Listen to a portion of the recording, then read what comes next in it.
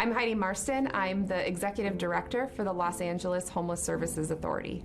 So the point-in-time numbers this year paint a picture that says homelessness is up over last year. However, there are bright spots in those numbers that include we are making progress year over year.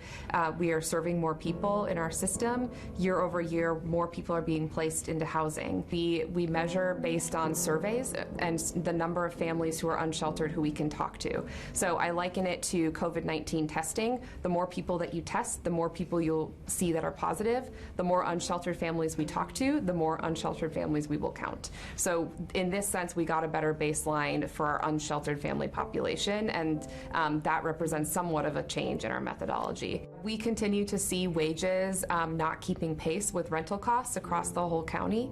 $41 an hour just to afford a one-bedroom apartment is unacceptable, and that's why we see in a lot of our programs teachers, they're healthcare workers, they're working full-time. It's not people who don't work and don't have jobs. They just can't afford to live. And I think that is the true injustice, is that we have people and we're expecting them to work not only more than 40 hours a week, but 40, 60, 80 hours a week just to be able to have an apartment. The Black African American community is far overrepresented in our homeless population, not only across the country, but in Los Angeles too. So LAHSA has taken a number of steps. We recently brought on board a director of equity. His entire focus is to ensure that that lens is infused into everything we do, from the policies we make to the programs we develop. Reaching that community starts with ensuring that all of our staff and all of our organizations represent the people that we're trying to serve. So we need diversity in our ranks, we need people who have lived experience in our ranks, and we need to elevate their voices and listen.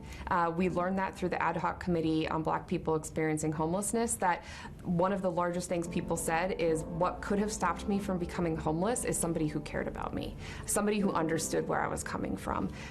That's the kind of lens that we have to bring, and not just hearing the voices and giving a spot at the table, but engage them in the policy making and the decision making to drive the change. These are our neighbors, and we have to see them that way, and so we should all be saying yes to those folks coming indoors. Everybody has a role to play in solving this crisis.